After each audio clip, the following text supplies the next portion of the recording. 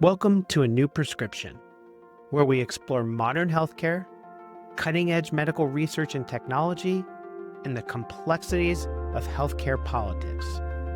Join us as we provide insights and solutions to help you navigate the American healthcare system.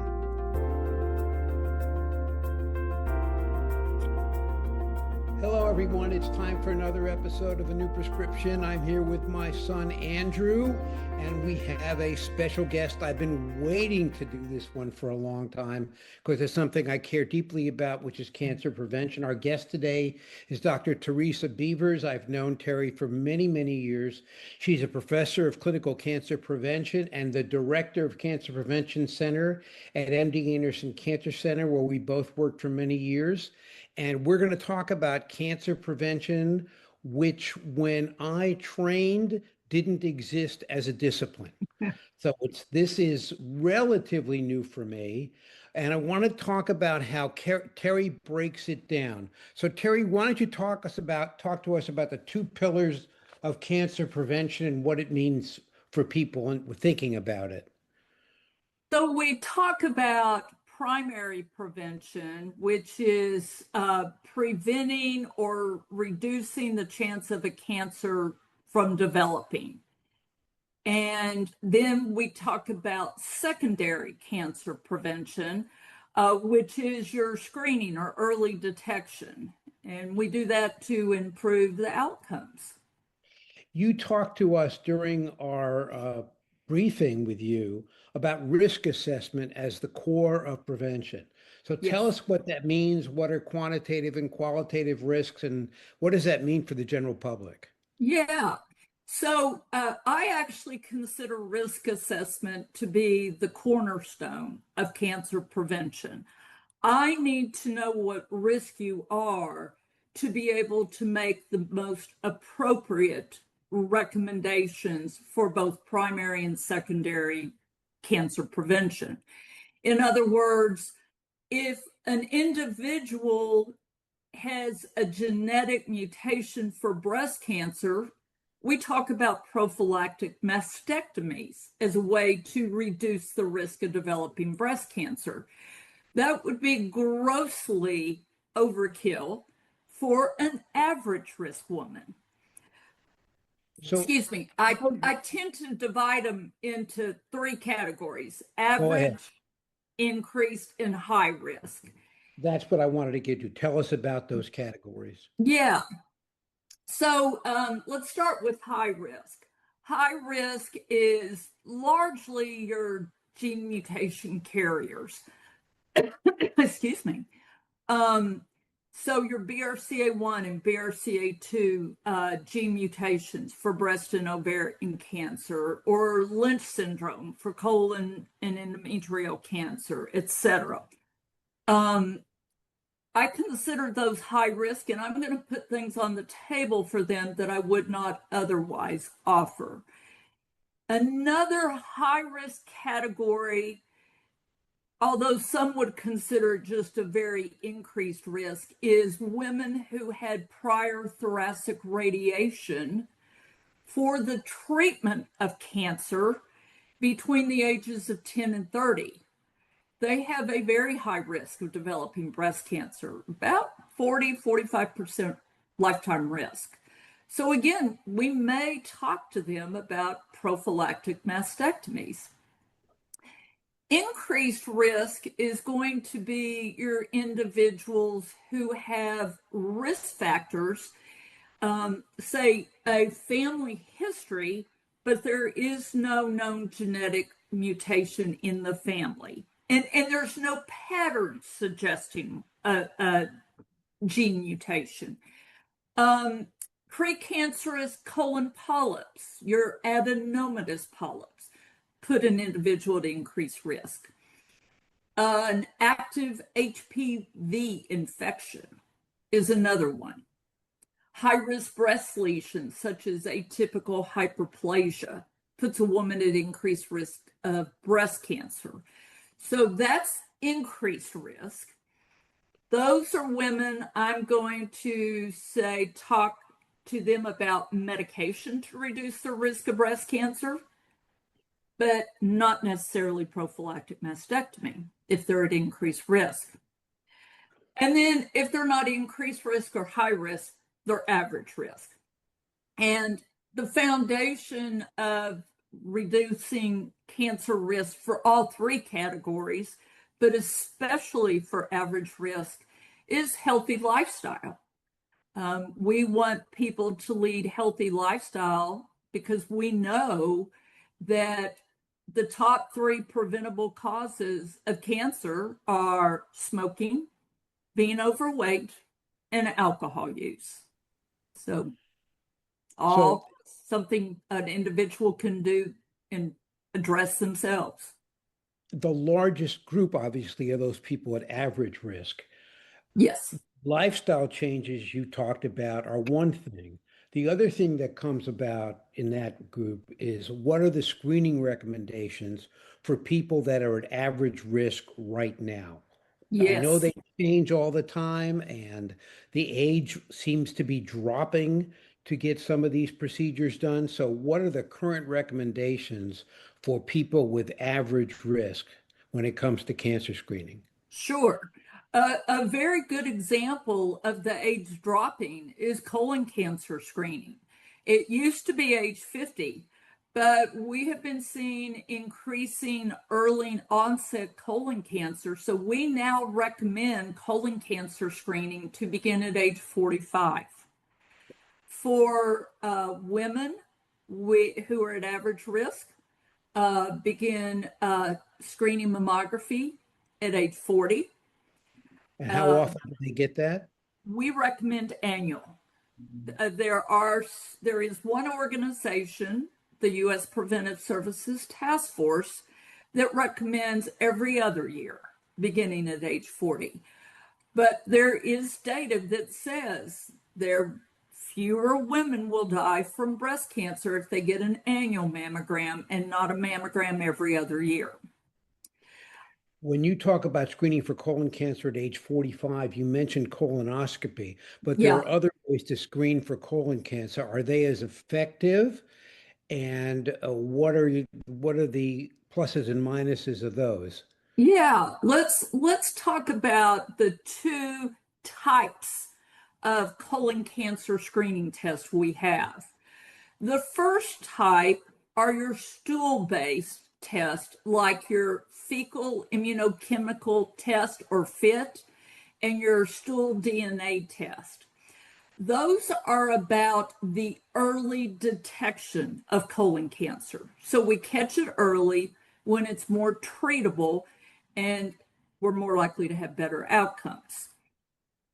The other category is the category that colonoscopy falls in. That is not only about early detection, but because we can see precancerous polyps and remove them with the colonoscopy, it's also about the prevention of colon cancer. So colonoscopy is both primary and secondary cancer prevention strategies. What's the current recommendation for pap testing in women at the present time? So to begin at age 21 with a pap test, or could begin at age 25 with HPV testing alone.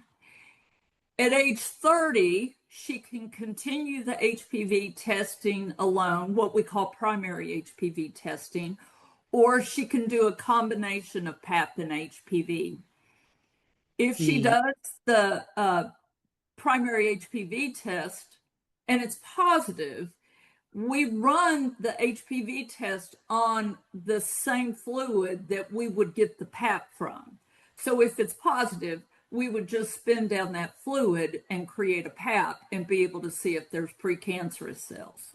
Before we get off the HPV, the human papillomavirus, there is a vaccine for this That's now, Gardasil, and the recommendations are that both men, well, boys and girls get this vaccine, and if so, when? beginning as early as age 9, target age is 11 to 12. And up through age 45. Now, it's important to realize that once a person has become sexually active, they potentially have had HPV exposure, and the HPV vaccine, while it prevents the development of the HPV virus, it won't treat. So it doesn't do anything for that particular type that they already have. It would still be effective for other types. One of the things I wanted to bring up, and is, before, I got married, I tried to get the HPV vaccination and got denied coverage because the FDA didn't recommend it.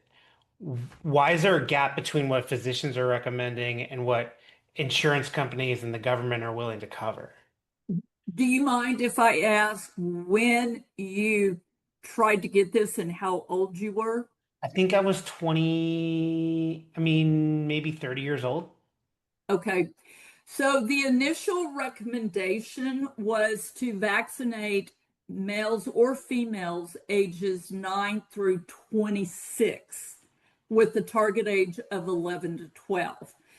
Then some additional data showed that there was benefit to doing it up to age 45. It wasn't as great a benefit as if we caught them before they became sexually active. So then recommendations became extended, but that's been a fairly recent change. So you might have been caught right before it got extended to 45. Okay, makes sense. The Yeah. last cancer, of course, that guys my age are concerned about is prostate cancer. What are the recommendations with regard to PSA, digital rectal exams, and the like? Yeah, is you can start at age 45. High risk individuals, such as those with a family history or African American men, may want to talk to their doctor about doing a first PSA at age 40.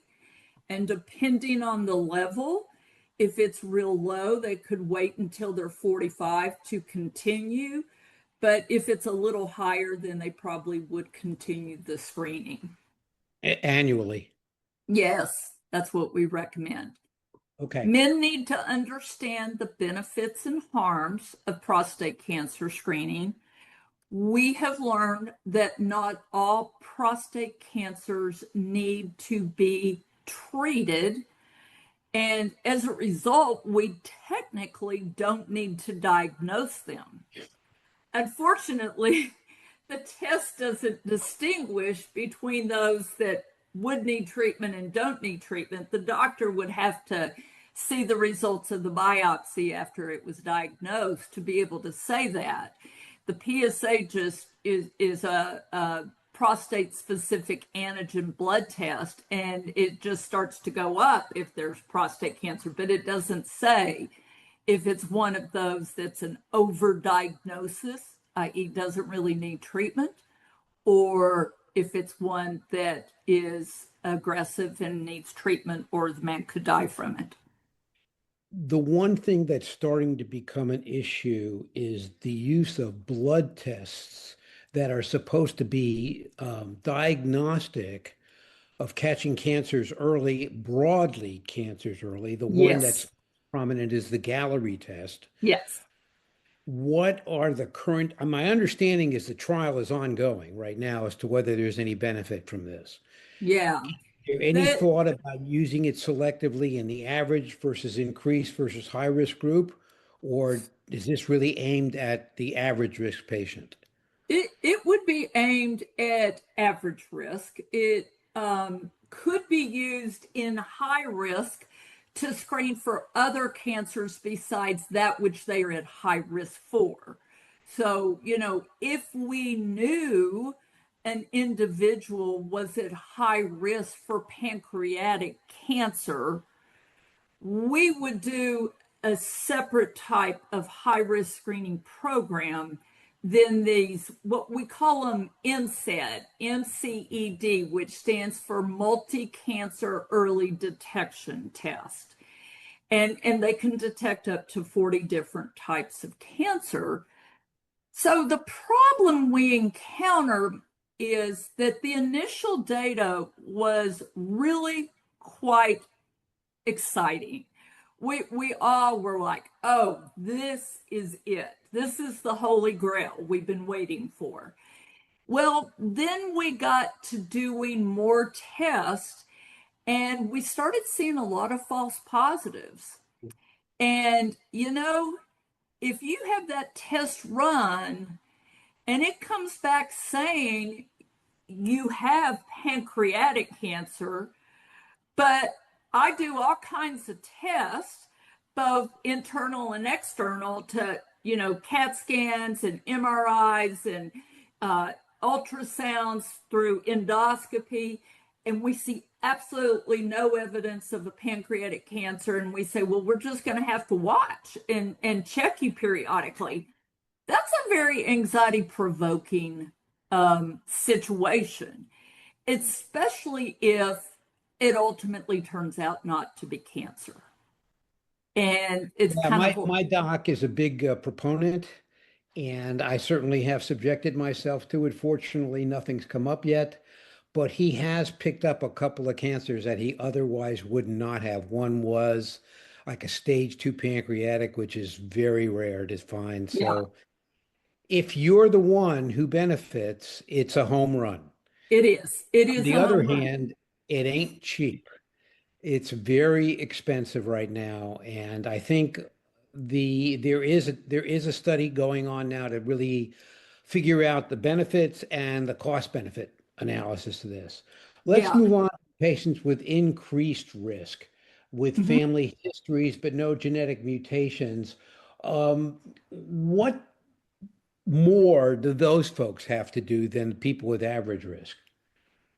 So you'll find I tend to talk about breast cancer a lot. That's my area of specialty, is breast cancer prevention, screening, and diagnosis. Let's say a woman has a family history of breast cancer.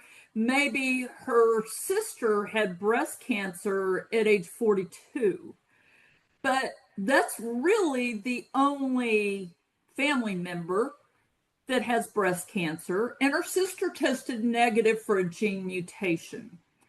Nonetheless, we recognize that that patient in front of me is at increased risk, and she's actually at increased risk to potentially develop a breast cancer at an earlier age. So we may want to start screening earlier. We typically talk about 10 years earlier to begin the mammograms, but not earlier than age 30. They really don't have a lot of value under age 30. They're so dense. We may want to do more frequent screening by, say, adding in additional tests. So I may want to actually also do an MRI alternating with the mammo so that she's actually getting imaged twice a year instead of once a year. Every 6 months, it's mammo, MRI, back and forth. What about a patient who had his colonoscopy for screening and polyps were found, but non-malignant polyps? Does that change his frequency of colonoscopy? Absolutely. He will need to get it more frequent.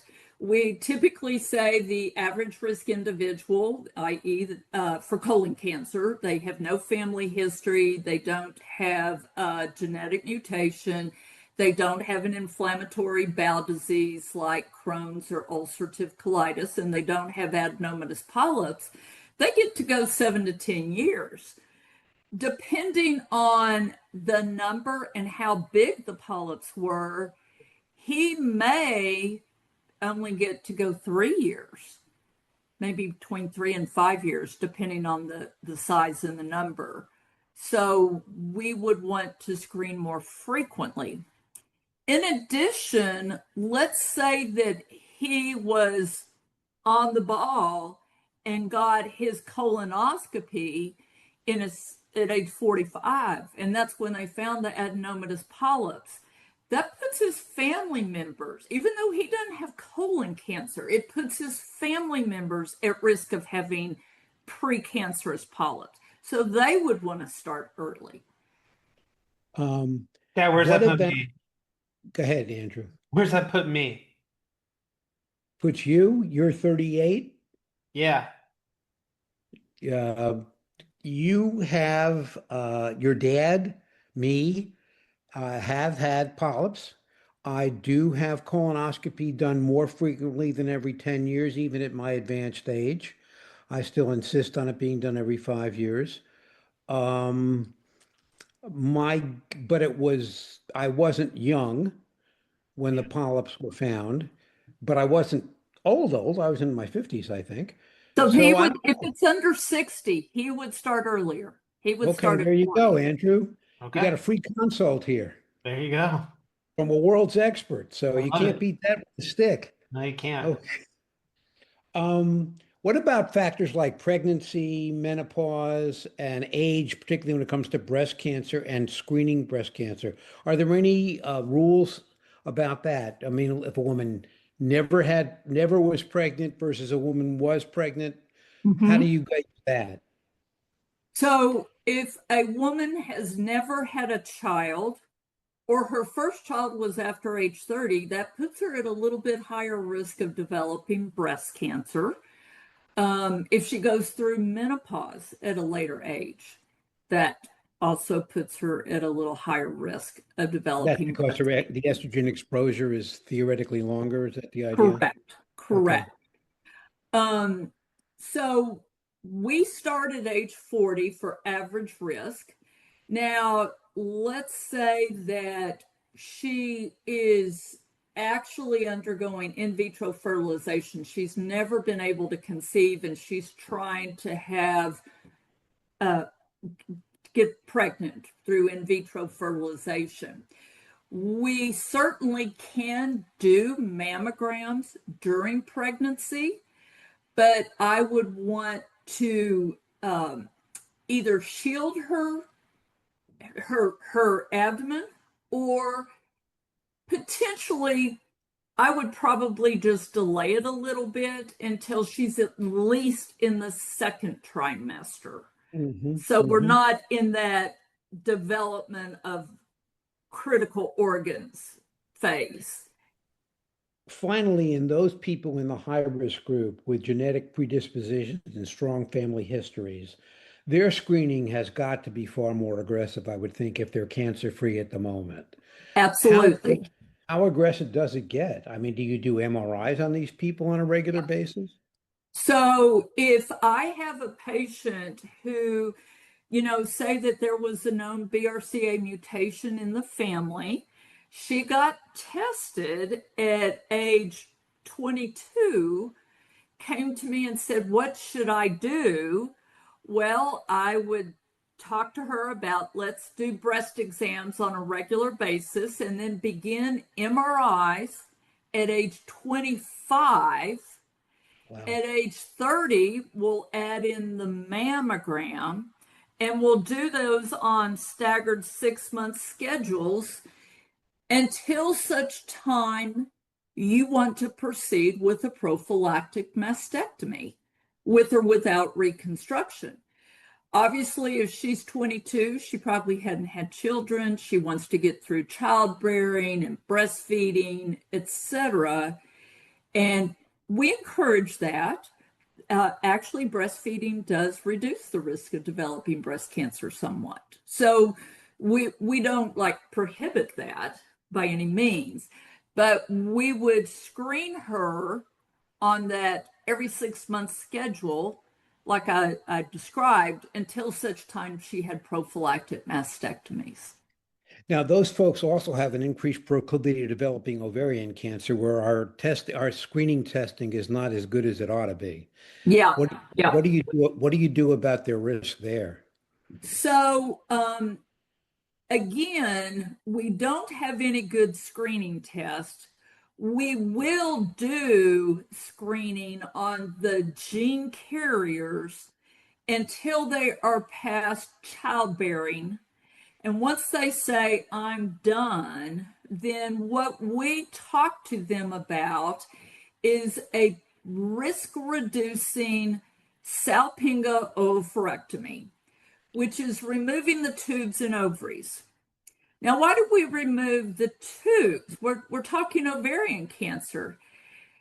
Actually, we Right. learned from pathology sections from prophylactic risk reducing salpingo oophorectomies that the ovarian cancer doesn't seem in many cases to be arising in the ovary.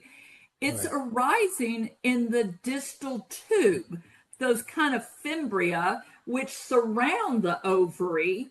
So it kind of gets into the ovary and it makes it look like it's an ovarian cancer, but it maybe was, in fact, that they had the cancer started in the tube. Yeah, it's my So understanding. so now what we do is once they are through with childbearing, we talk to them about a two-stage risk reducing surgical plan. The first phase is to go in and remove both tubes, leave the ovaries so that she does not get thrown into menopause at a young age. Then, once she is around menopause or at a higher risk based on, say, the family history of ovarian cancer, we maybe then would want to go in and get the ovaries out. I guess one of the things that strikes me is what is the role of the primary care physician in navigating a patient through this morass? This is not easy stuff. I mean, you're the head of clinical prevention. You know this cold, but a lot of primary care physicians don't. When do they do what they do, and when do they call upon someone like you? Yeah, honestly, I will say primary care doctors are fabulous in prevention, including cancer prevention. Um, that's kind of bread and butter for them. Cardiovascular prevention, cancer prevention, etc. So they learned these different things that I've been talking about. If they feel that the woman is at average risk, they'll tell her, we'll do your breast exam and mammogram annually beginning at age 40. If you notice a change before then, let me know. We'll do a workup. But if in the course of collecting their history, including their family history, they think, I think she may be at increased risk, and it may be due to a genetic mutation. They may want to send her to a genetic counselor for genetic testing, or it may be due to a number of variables. She's a little older. She started her periods late. She had her first child, or she started her periods early. She had her first child late. Um, different factors like that that we can plug into a computerized breast cancer risk assessment model. They may do that. And That's something depending, widely available to a primary care doc it's on the internet. on the There's internet. several different models, and they're available free of charge on the internet. Breast cancer risk assessment tool, also known as the Gale model, is there, and it's a real quick series of questions. Um, but they may say, you know, you actually had a breast biopsy that showed atypical hyperplasia, and I'm not as comfortable managing that. That's when they maybe want to refer to somebody like me. Or they have a genetic predisposition to breast cancer. They say, let's get you into a breast cancer screening and detection specialist. Is there a website that you all at MD Anderson have for patients to look at, and what might that be? We do. It's mdanderson.org. And Okay. you would go to the prevention area, and we talk about all the healthy lifestyle strategies, the cancer screening recommendations based upon our annually updated institutional guidelines based on our clinical practice. And then it also may talk about other ways to reduce risk. Like if she's at increased risk of breast cancer, I may wish to talk to her about tamoxifen, and which has been shown to reduce the risk of developing breast cancer. It's not appropriate for all women, not gene carriers. Their risk is too high, and we don't have data that it's beneficial for that population. For women at average risk, the risk of the medication probably outweighed the benefits because they would get such a tiny benefit. But women otherwise at increased risk can get a fairly significant reduction. It cuts the risk in half. Andrew, you're off. You're on mute, Andrew. Sorry, I was on mute. Where is AI playing a factor in cancer prevention now, and where are you seeing it pop up to help patients with screening, early detection? That's my area of expertise, so I'd love to hear where it's inserted into what you're doing daily. It's in its infancy, maybe not even born yet. Let's put it that way. There is interest in AI in, say, second reads of screening mammograms, but they won't ever completely replace human eyes. There's potential areas, but none have really been implemented, studied and implemented. Is it make a difference? And where do you think it could potentially make a difference if it gets out of its infancy?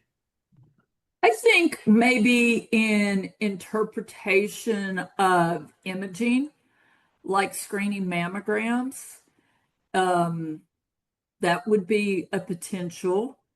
Um, Would an AI algorithm be beneficial in deciding whether someone's at high, intermediate, Absolutely. or low risk? Yeah. Yeah. Somebody took the time to codify that, and it was easy for the primary care physician or maybe even the patient to self answer. Then it could not only identify risk, but talk about ways to manage that risk and the screening that would be recommended. Excellent. That is exactly what I wanted to do.